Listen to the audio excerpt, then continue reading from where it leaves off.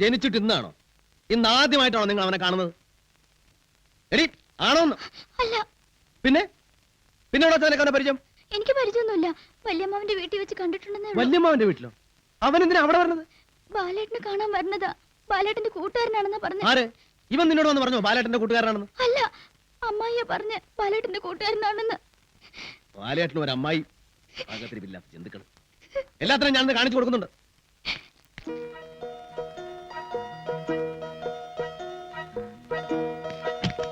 അമ്മായി എന്തോ എന്റെ മാധവൻ കുട്ടി ഇത് ഇങ്ങനെയുണ്ടോ ഒരു കൊലവിളി? കയ്യിലിരുന്ന ഭരണിയും പൊട്ടിച്ച് തൈരും കളഞ്ഞ് മനുഷ്യന്റെ പ്രാണനും പോയി. എവിടെ അവൻ? അമ്മായിയുടെ പുന്നാരമൻ ബാലേന്ദ്രൻ. ഇതിനാ നീ അട്ടാസം മുഴക്കി ഇങ്ങോട്ട് വന്നത്? അവനെ കാണാനായിരുന്നെങ്കിൽ നീ നേരെ അങ്ങ് ബാങ്കിലോട്ട് പോയാ പോരായിരുന്നോ? എന്നാ ഞാൻ നേരെ ബാങ്കിലോട്ട് ചെന്ന് അവന്റെ കരണ കുറ്റിക്കിട്ട് പൊട്ടിച്ചു വരാം. എന്താ കാര്യം മാധവൻ കുട്ടി? അവിടെ ചെന്ന് അവൻ അടി കൊടുക്കാൻ മാത്രം ഇപ്പൊ എന്താ ഉണ്ടായത്? അവന്റെ തലക്കകത്തുന്ന പിണ്ണാക്കാണോ? എന്റെ വീട് നിറച്ച് പെമ്പിള്ളേരാണത് പോട്ടെ, ഇവിടെ ഇല്ലേ പ്രായപൂർത്തിയായ ഒരെണ്ണം. ആ വിചാരം ആ കഴുതയ്ക്കുണ്ടായിരുന്നെങ്കിൽ ഇങ്ങനെ വീട്ടിൽ കയറ്റാൻ കൊള്ളാത്തവനൊക്കെ ഇവിടെ കയറി ഇറങ്ങി നിരങ്ങാൻ വിടുവോ? ആരെ നിരങ്ങാൻ വിട്ടുന്നാ നീ പറയുന്നേ? അവന്റെ കൂട്ടുകാരാണെന്ന് പറഞ്ഞോട് തന്നെ ഇവിടെ കയറി ഇറങ്ങി മെഴുകുന്നില്ലേ അവൻ തന്നെ. ഇതായിരിക്കുന്നു ഇവൻ തന്നെ ആള്. ഇവന്മാര് തമ്മിൽ എന്താ കല്യാണം കഴിച്ചോ ഇങ്ങനെ ഒട്ടിച്ചേർന്ന് ഫോട്ടോ എടുക്കാൻ? അയ്യോ, ഇവനാണോ? ഇവൻ നമ്മുടെ ഹൃദയഭാനു അല്ലേ? ഹൃദയഭാനു. ഹൃദയഭാനു പേര് കേട്ടാൽ അറിയാൻ വിട്ടിയാണെന്ന്. ഇവൻ മാത്രമല്ല, ഇവന്റെ അച്ഛനും അമ്മയും ഒക്കെ വിട്ടികളാണ്. അല്ലെങ്കിൽ ഇങ്ങനെ ആരെങ്കിലും ഒരു പേരിടുവോ ഹൃദയഭാനു എന്ന്? അമ്മാവൻ വന്നു.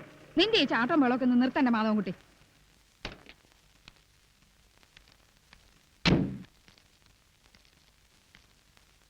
നീ ഇവിടെ ഉണ്ടായിരുന്നോ? ഞാൻ നിന്നെ വിളിപ്പിക്കാനിരിക്കുകയായിരുന്നു. ഇന്ന് കവലയിൽ എന്തായിരുന്നു പ്രശ്നം?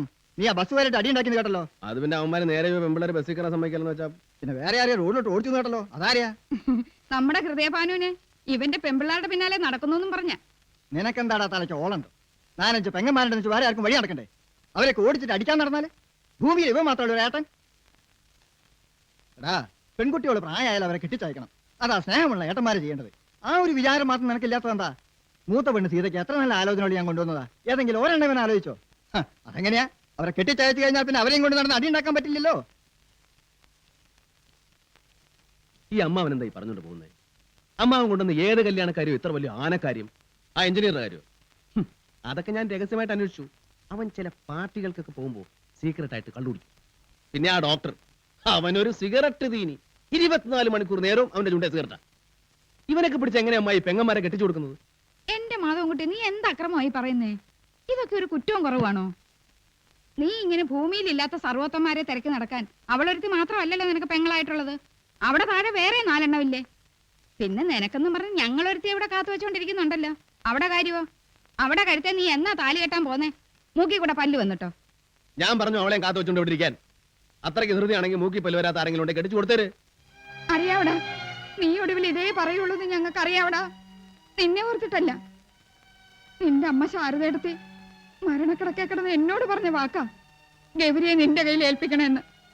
പകരം അമ്മൂനെ അവിടെ നിന്ന് ഇങ്ങോട്ടും എടുക്കണേന്ന്. ഇല്ലെങ്കിൽ പണ്ടൊക്കെ പണ്ട് ഞാൻ എന്റെ മോളെ വല്ലവന്റെയും കൂടെ അയച്ചേനെ. എന്റെ അമ്മായി 1000 തവണ ഞാൻ പറഞ്ഞിട്ടുള്ളതല്ലേ സീതയുടെ കാര്യം ഒന്ന് കഴിഞ്ഞോട്ടെ. അത് കഴിഞ്ഞാൽ എന്റെയും ഗൗരിയുടെയും ബാലേന്ദ്രന്റെ അമ്മുവിന്റെയും കല്യാണം ഒരേ മുഹൂർത്തത്തിൽ ഒരേ പന്തലിൽ വെച്ച് ഞാൻ നടത്താമെന്ന്. ഇനി അമ്മായിക്ക് വിശ്വാസം വരുന്നില്ലെങ്കിൽ ഞാൻ അവളോട് തന്നെ നേരിട്ട് പറഞ്ഞേക്കാം. എവിടെ അവള്?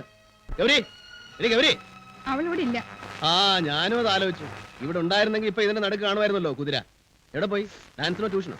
ട്യൂഷൻ ഡാൻസിനോ ഒന്നും അല്ല, അവൾ അങ്ങോട്ട് തന്നെ വന്നിട്ടുണ്ട്, നിന്റെ വീട്ടിലേക്ക്. എന്റെ വീട്ടിലേക്കോ? എന്തിനാ ഇപ്പൊ അവളെ അങ്ങോട്ട് അയച്ചത്? ഞാൻ അയച്ചതാണോ?